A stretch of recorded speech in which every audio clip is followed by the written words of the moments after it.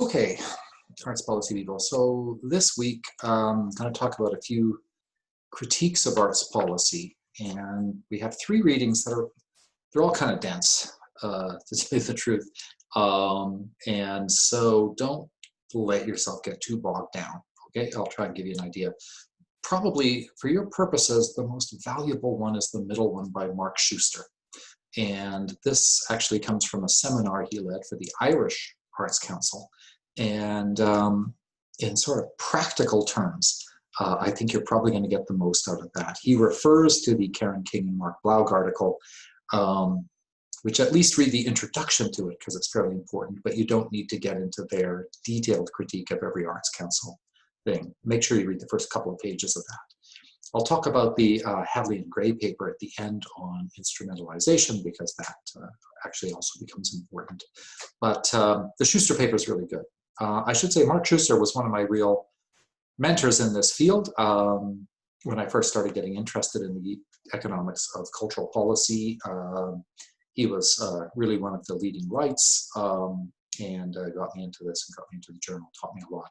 He was in the urban planning school at MIT. He passed away, unfortunately, but he really did a lot and he wrote a lot of great things. So Mark Schuster's really good. So what have we got going on here? Well, last week we talked about direct government funding for the arts. So let's just focus on direct funding. We know in the United States that indirect support is the really big money, but we do have direct support. We have the National Endowment for the Arts, we have the Indiana Arts Commission, every state has their arts councils, and around the world we see these arts councils as well. So do those councils, let's take the Indiana Arts Commission, I'll just use them over and over as our example. Is the Indiana Arts Commission good at what it does? Well, it's kind of a hard question, isn't it? How would you know, right? I mean, it gives grants to different arts organizations, provides some information and technological support, holds a few conferences. It runs the cultural district program where cities can become cultural districts. Like, it does all those things. Is it doing a good job? Well, how would we know, right? How would we even know it's doing a good job? And that's really what I think all of these critiques in this week come down to, okay? If you took one of these arts councils, how would you actually say, yes, it's doing great, or no, it's actually not being very effective? Okay, how would you tell? So that's really what our topic is here, okay? And it's an important one, right? Because these are public agencies and they have to be able to tell the government, yes, we're doing a good job. But how would you explain that? If you were the chair, how would you explain that you're actually doing a good job? So this is kind of tricky. So that is tied into the question of how an arts council like the Indiana Arts Commission chooses what it's going to do. Because after all, being in an arts council means, we have a limited amount of resources. What are we going to do with it? Okay, we're going to give grants to arts organizations with some of our money. Okay, that's probably the bulk of our spending. How should we do that? How should we divide this up? Should we give bigger arts organizations a larger sum? Or should we say, no, they're actually fine, we really need to support smaller organizations? Do we think urban arts organizations, say in Indianapolis, are probably in good shape simply because they are urban, but more rural ones in poorer parts of the state, they might need more help? Should we favor particular kinds of art forms over others? How would we do this? Okay, how would we make these choices? Because you have to make choices, you have to choose what you're going to do, right? So what policy analysts would say, okay, and so if we went down the hall in the SPIA building, if anybody were in the SPIA building, if we went down the hall to the people who teach policy analysis and program evaluation, and we asked them, how would we tell if the Indiana Arts Commission is doing a good job? The first thing they'd ask is, well, what are they trying to achieve? Like, what are their actual goals? Okay, what do they think they're going to make happen? All right. And in the arts, there's, well, I guess there's a whole bunch of choices, right? Are they trying to ensure that arts organizations have a better chance of financial survival? Are they just trying to keep them afloat? Are they trying to encourage excellence in the arts, right? Is there something they're doing that is going to make the Indianapolis Symphony a better symphony, make Cardinal Stage a better theater company? Are they trying to encourage that? Or are they just trying to build audiences? Are they trying to build audience appreciation for the arts? What are they actually trying to do? Okay, what's the goal here? And you can't evaluate anything without knowing that goal. So here's the first big lesson from this talk, okay, is that if we're going to evaluate how well an arts council is doing, we first have to know, what are they trying to achieve? Okay, you have to start there. What are they actually trying to do? Okay, so suppose we come up with an answer to that. Okay, and what King and Blau do in their paper is they look at different annual reports from the Arts Council of England and say, well, what did they say they were trying to do? And they find sort of a bit of a muddle, right? It's not really awfully clear. But suppose we did have a good answer.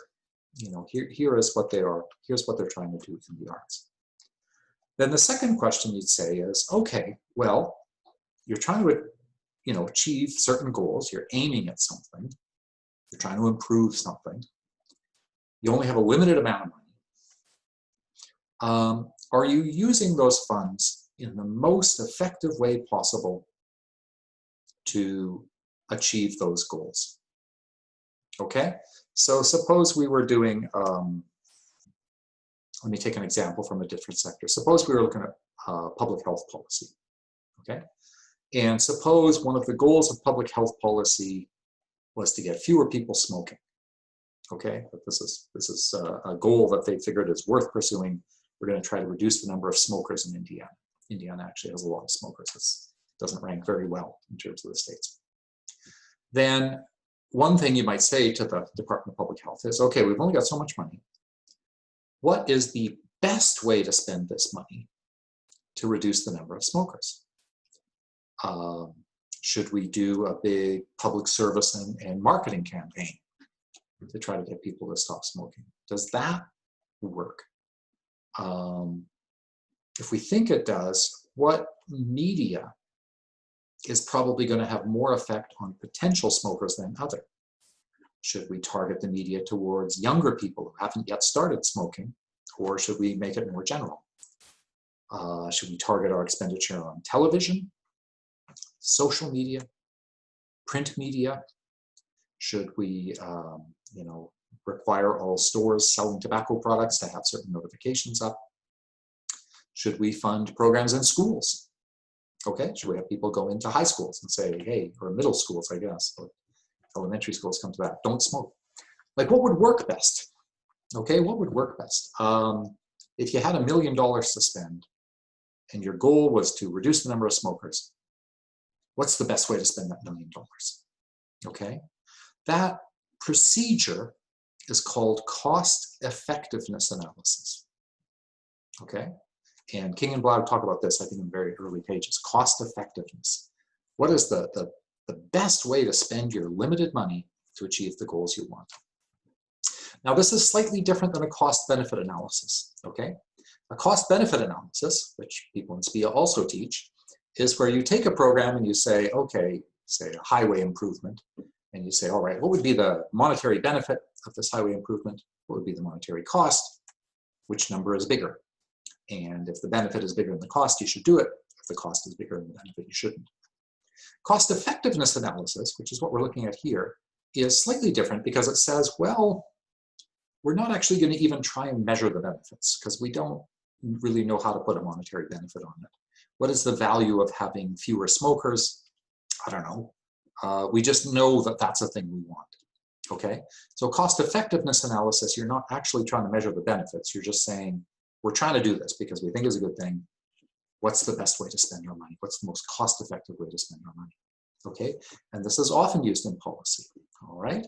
So just to give one example, it was found that malaria, which is a really difficult health problem in poor hot countries, it turned out that just distributing nets to go over people's beds was very cost effective in that you could reduce malaria a lot with the very cheap expenditure of just making sure everybody had nets, okay?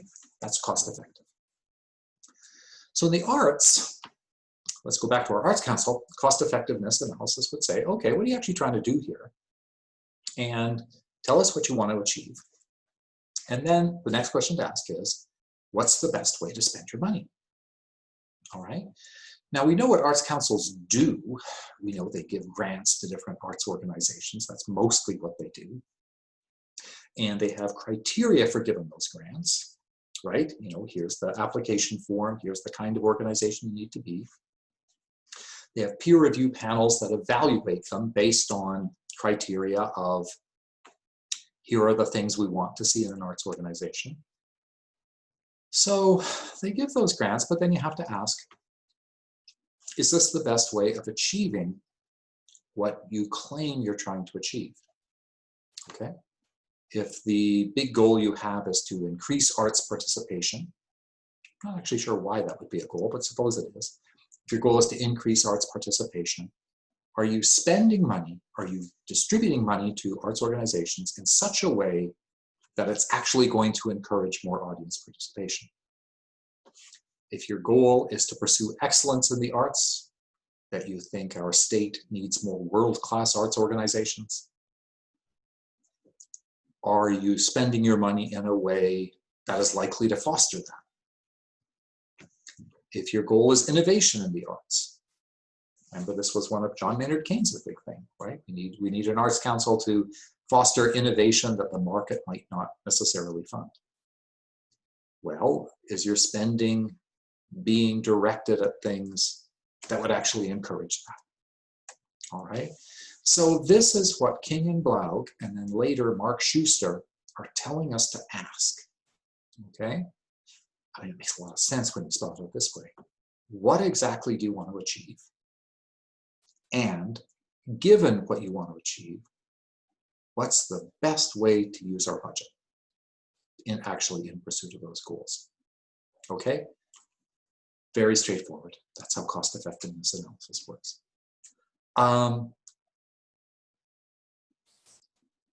It's almost surprising how little it's used though, because Arts Council goals are often very vague. They are sometimes contradictory. Okay, so funding a lot of innovation in the arts might actually be contrary to the sorts of things that will build audiences in the arts, because sometimes the majority of your audience isn't really up for really innovative experimental theater or visual art. Classical music people, to bring them in, they want to hear Mozart and Beethoven, maybe not something by Stockhausen. So there can be trade-offs in what you're trying to do. But do we actually see this cost effectiveness analysis? And part of their big critique is we don't really. We just see councils give grants sort of thinking, well, we're giving grants, aren't we good? But it's not, it's not exactly clear what they're achieving. Now we can say politically this isn't very good, because when they go to the government to sort of defend their organization, please fund us in the next budget cycle because of all the good things we do, it can become difficult because they're saying, well, Secretary of Treasury might well ask, what are you trying to achieve and why are you spending money this way rather than that? And you're going to have some kind of answer. So it's tricky, right? It's tricky, but that's what they're really getting at, that we maybe don't see enough of this in arts policy. King and Blaug say, for all the rhetoric the Arts Council of England uses, every year it has more or less exactly the same pattern of funding. Over here in the United States, I bet you see much the same thing. The same organizations get roughly the same proportion of funding all the time. And you have to say, well, are the goals not changing? Why do we do this? Or is it just, this is the way we've always done it? Okay, so that's one big part of the critique here. All right, cost effectiveness analysis, figure out what you're trying to achieve, what's the best way to spend money. Second thing to think about, and Schuster really harps on this, is that in evaluating arts councils, you have to look at their outcomes and not just their processes. Okay? So suppose the arts council's in a bit of trouble because it has, say, funded or helped to fund some museum exhibits that have really offended a lot of people. Okay, so suppose the Indiana Arts Commission is giving money to a few local museums and they posted some art that have drawn a lot of complaints from some people saying it's offensive, blasphemous, what are they doing? So the chair of the Arts Council gets brought forward to government to explain herself. So what can she say? Schuster's big point is what is often done, but shouldn't be done. What is often done is to focus on the process. So the chair of the Arts Council might say, look, here's how we do things. Different arts organizations submit proposals for grants. We ask all these detailed questions. We have a peer review panel of real expertise in these art sectors and lay people as well. And they carefully evaluate them and we make sure there's no conflicts of interest. And we set out the criteria by which they do this. And then it goes to a second level of review, let's say a higher level of the council. And we make sure that everything's been filled out correctly, that the peer review panel has followed all the proper procedures in coming to a recommendation, and then we make the grant.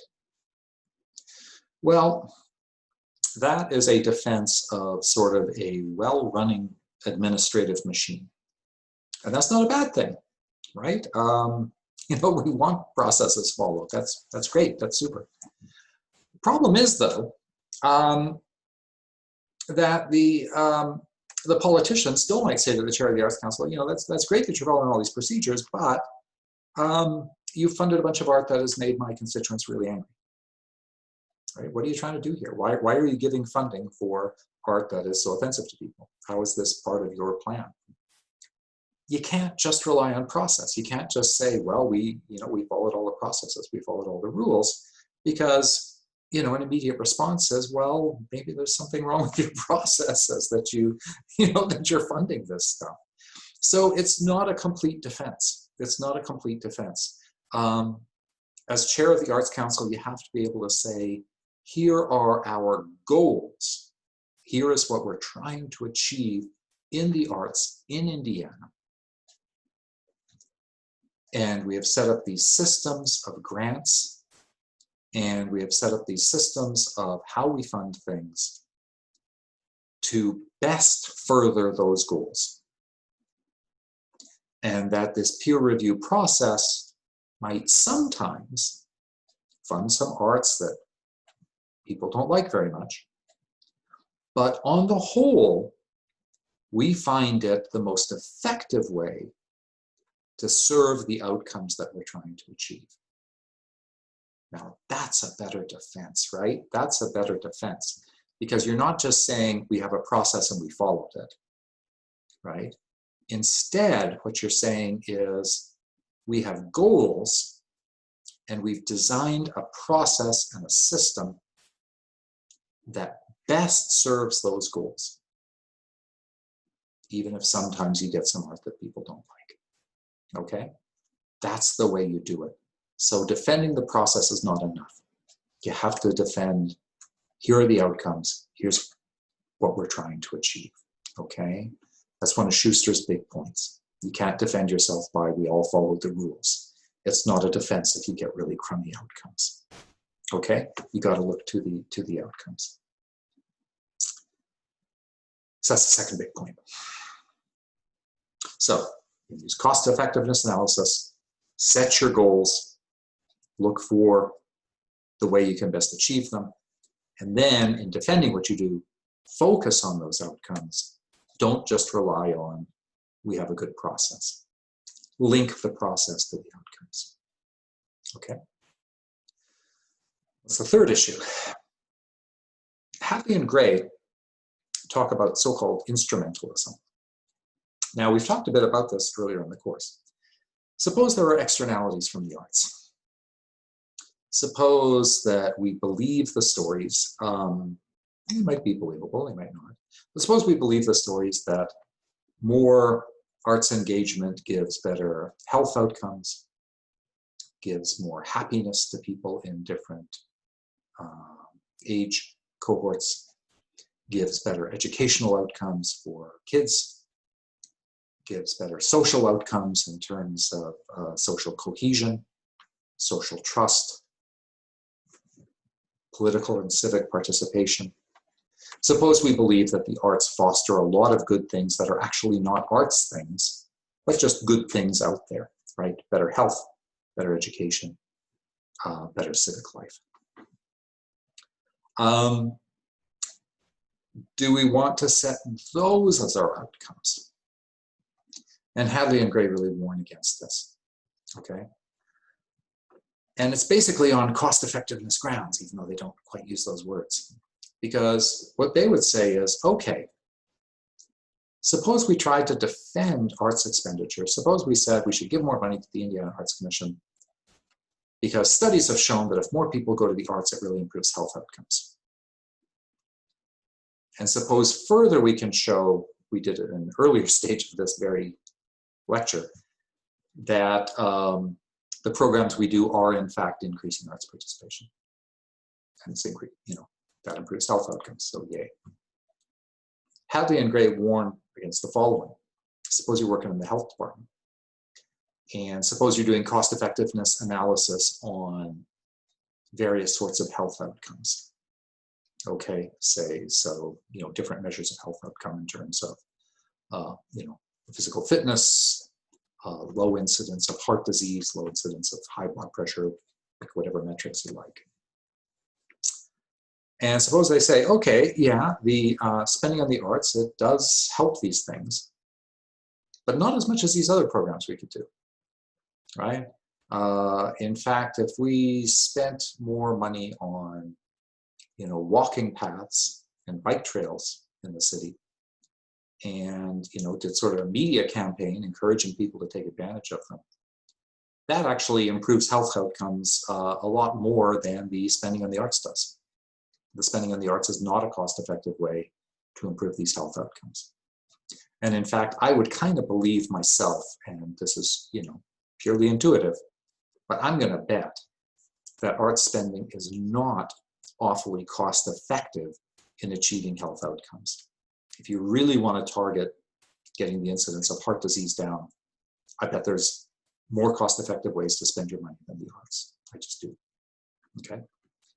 So their warning is beware of setting sort of these instrumental goals as your outcomes, because you might well find you lose in the cost-effectiveness debate. Far better to just set arts outcomes. Okay? Arts spending because art is good. Okay? Art is just a good and important part of people's lives. And whether it is improving excellence in the arts, however we might want to define it, whether it is about increasing people's engagement in the arts, or if they are already engaged in the arts, increasing their enjoyment from it. These are worthy goals in themselves. You don't need to pick those instrumental goals to justify art spending. Okay, in health, this is a funny thing. In health policy, we don't call for justifications of why we would do that, right? If a minister of health comes forward and says, well, we're doing these policies to try to improve, various measures of health in terms of lower heart disease, lower average blood pressure,